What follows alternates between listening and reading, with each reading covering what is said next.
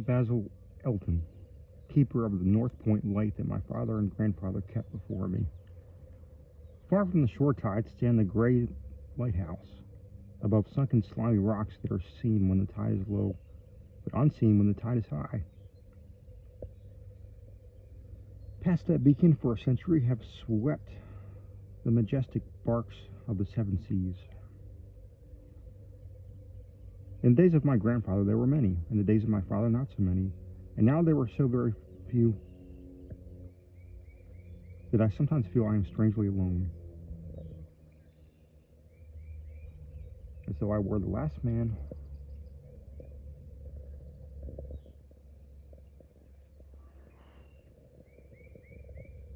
on our planet.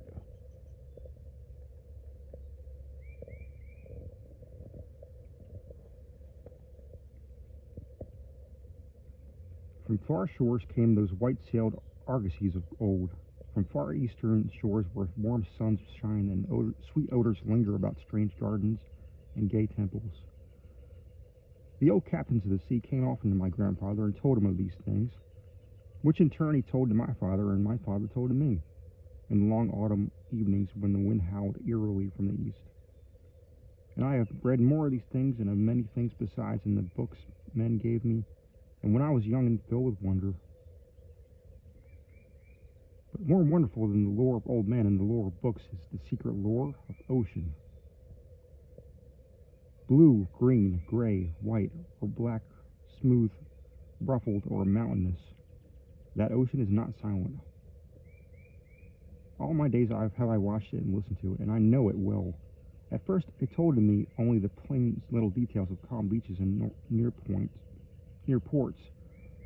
But with the years, it grew more friendly and have spoken of other things, of things more strange and more distant in time and in space. Sometimes at twilight, the gray vapors of the horizon have parted to grant me glimpses of the ways beyond. And sometimes at night, the deep waters of the sea have grown clear and phosphorescent to grant me glimpses of the ways beneath. And these glimpses have been as often of the ways that were and of the ways that might be, as of the ways that are, for ocean is more ancient than the mountains, and freighted with the memories and dreams of time. Out of the south, it was the white ship used to come, and when the moon was full and high in the heavens, out of the south, it would glide very smoothly and silently over the sea. And whether the sea was rough or calm, and whether the wind was friendly or adverse, it would always guide smoothly and silently. Its sails distant and long, strange tiers of oars moving rhythmically. One night I espied upon the deck of a man, bearded and robed, and he seemed to beckon me to embark for far unknown shores.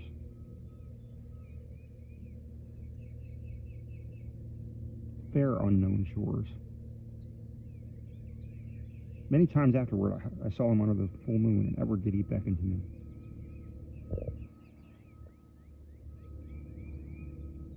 Very brightly did the moon shine on the night I answered the call, and I walked out over the waters of the white ship on a bridge of moonbeams. The man who had beckoned now spoke a welcome to me in a soft language I seemed to know well, and the hours were filled with soft songs of the oarsmen as we glided away into a mysterious south, golden with the glow of that full, mellow moon. And when the day dawned, rosy and effulgent, I beheld the green shore of the far lands, bright and beautiful and to me unknown. Up from the sea rose lordly terraces of verdure, tree-studded, and showing here and there the gleaming white roofs and colonnades of strange temples. As we drew nearer the green shore, the bearded man told me of that land, the land of Zar, where dwelt all the dreams and thoughts of beauty that come to men once and then are forgotten. And when I looked upon the terraces again, I saw that what he said was true. for among the sights before me were many things I had once seen through the mists beyond the horizon and in the phosphorescent depths of ocean. There, too, were forms and fantasies more splendid than any I had ever learned, any I had ever known, the visions of young poets who died and went before the world could learn of what they had seen and dreamt. But we did not set foot upon the sloping meadows of Zar, for it is told he who treads them may never more return to his native shore.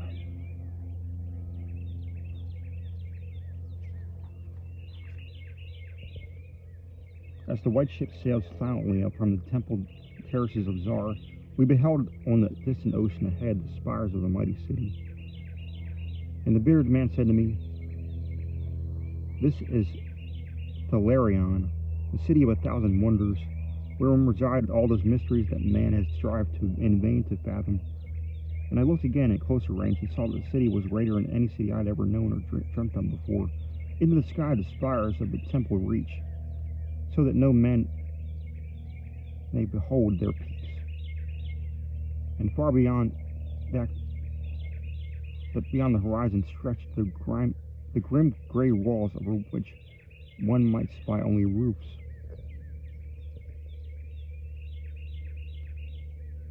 Weird and ominous, yet adorned with rich friezes and alluring sculptures. I yearned mightily to enter this fascinating yet repellent city, and besought the bearded man to land me at the stone pier by the huge carven gate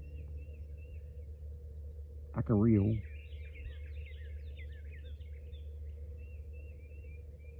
or Acario, but he gently denied my wish, saying, "Into Thalarion, the city of 1,000 wonders, many have passed but none have returned. Therein walk only demons and mad things that are no longer men. And the streets are white with the unburied bones of those who have looked into the eidolon Lathi that reigns over the city." So the white ship sailed on past the walls of Thalarion, and followed for many days a southward flying bird, whose glossy plumage matched the sky out of which it appeared.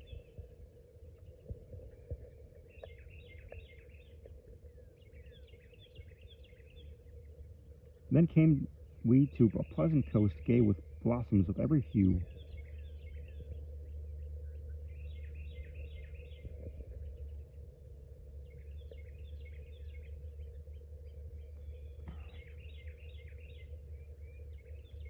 Where as far inland as we could see lovely groves and radiant arbors beneath a meridian sun. From bowers beyond our view came bursts of song and snatches of lyric harmony, interspersed with faint laughter so delicious that I urged the rowers onward in my eagerness to reach the sea. And the bearded man spoke no word, but watched me as we approached the lily-lined shore. Suddenly a wind blowing from over the flowery meadows and leafy woods brought a scent at which I trembled.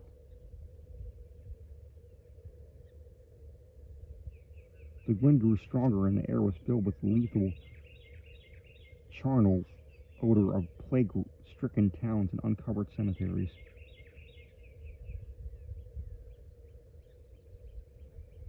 And as we sailed madly away from the downward coast, the bearded man spoke at last, saying, "This is Zora, the land of pleasures unattained." So once more the white ship followed the bird of heaven over warm, blessed seas, fanned by caressing aromatic breezes. Day after day, and night after night did we sail, and when the moon was full, we would listen to soft songs of oarsmen, sweet as on that distant night as we sailed away from our far native land. And it was by moonlight that we anchored at last in the harbor of Sana Nile, which is guarded by twin headlands of crystal that rise from the sea and meet in a resplendent arch. This is the land of fancy. And as we walked to the verdant shore upon a golden bridge of moonbeams. In the land of Sana Nile there is neither time nor space. neither suffering nor death. And there I dwelt for many eons. Green are the groves and pastures.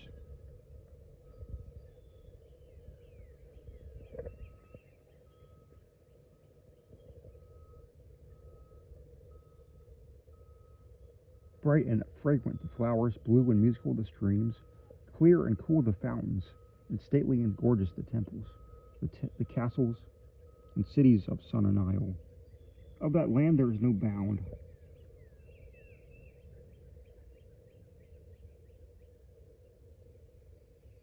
For beyond each vista of beauty rises another more beautiful.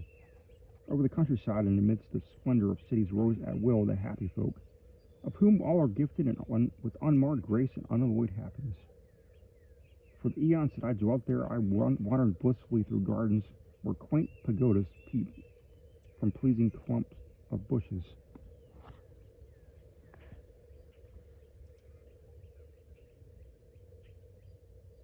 And where the white walks are bordered with delicate blossoms. I climbed gentle hills from whose summit I could see entrancing panoramas of loveliness.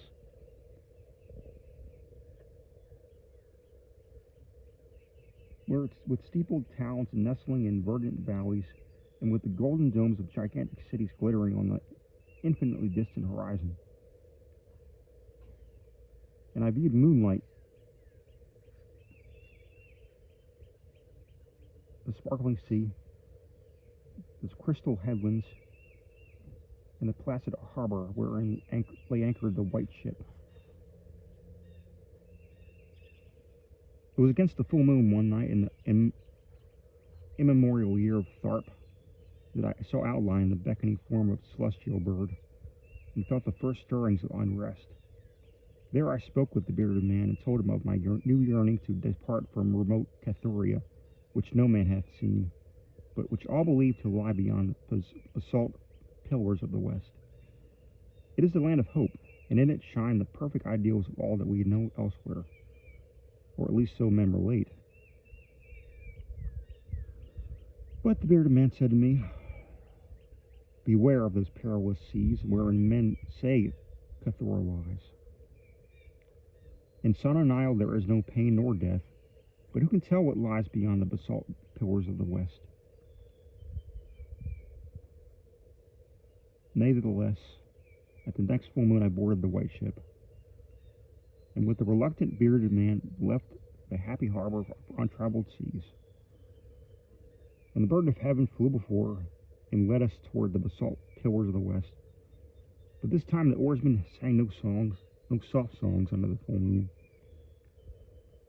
In my mind it would often picture the unknown land of Cathora with its splendid groves and palaces, and would wonder what new delights there awaited me.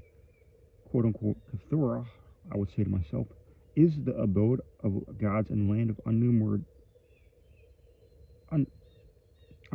cities of gold. Its forests are of aloe and of sandalwood, even as the fragrant groves of Cameron.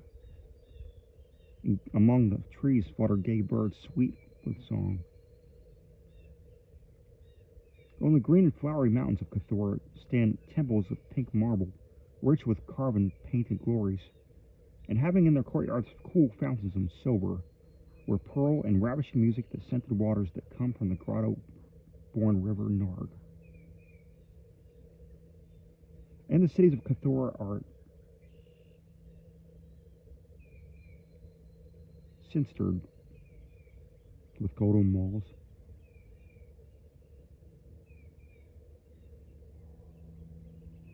And their pavements are also gold. In the gardens of these cities are strange orchids and perfumed lakes whose beds are coral and amber.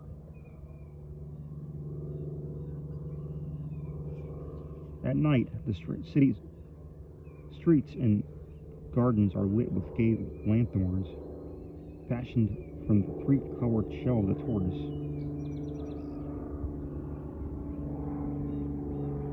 And here resound the soft notes of the singer and lutanist.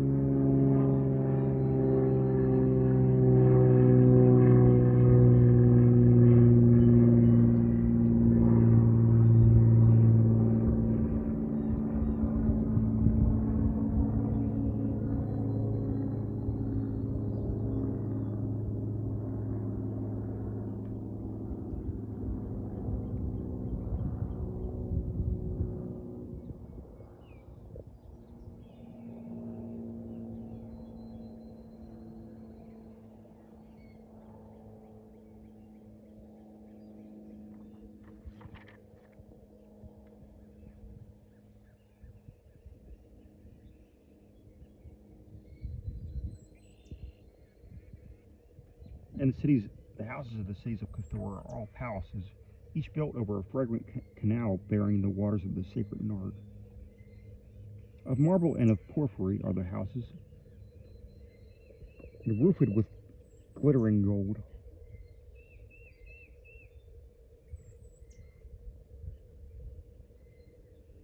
That reflects the rays of the sun and enhances the splendor of the cities as blissful as the gods view them from the distant peaks. Fairest of all is the palace of the great monarch Doriab, whom some say to be a demigod and others a god. High is the palace of Doriab, and many are the turrets of marble upon its walls. In its wide walls many multitudes assembled. And here hang the trophies of the ages.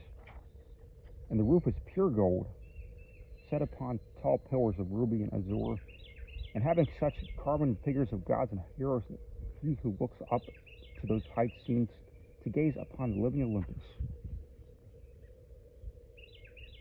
And the floor of the palace is glass,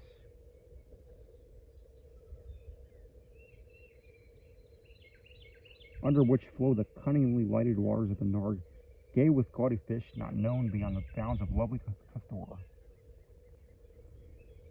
Thus would I speak to myself of Cthulhu, but ever would the bearded man warn me to turn back to the happy shores of Sunanile, for Sunanile was known of men, and while none hath ever beheld Cthulhu. And on the 31st day we followed the bird and beheld the basalt pillars of the west. Shrouded in mystery they were, so that no man might peer beyond them or see their summits, which indeed some say reach even to the heavens.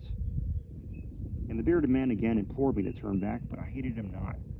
For from the mists beyond the basalt pillars I fancied there came notes of singers and lutenist, sweeter than the sweetest songs of Sun and Isle, and sounded mine over praises. The praises of me, who had voyaged far under the full moon and dwelt in the land of fancy. So to the sound of melody the white ship sailed in the mist betwixt the basalt pillars of the west. And when the music ceased and the mist lifted, we beheld not the land of Cthulhu, but a swift rushing riverless sea, over which our helpless bark was borne towards some unknown goal. Soon to our ears came the distant thunder of falling waters, and to our eyes appeared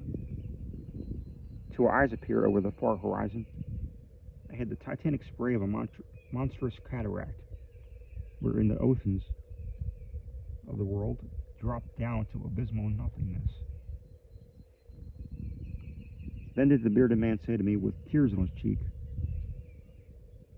"We have rejected the beautiful land of Sun and Isle, which we may never behold again. The gods are greater than men, and they have conquered." And I closed my eyes before the crash, and I knew that would come, shutting out the sight of the celestial bird which flapped its mocking blue wings over the front of the torrent.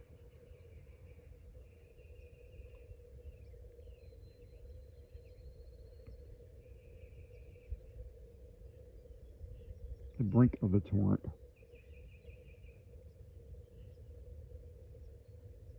Out of that crash came darkness, and I heard the shrieking of men and of things which were not men. From the east tempestuous winds rose and chilled me as I heard. I crashed on the slab of damp stone which had risen beneath my feet.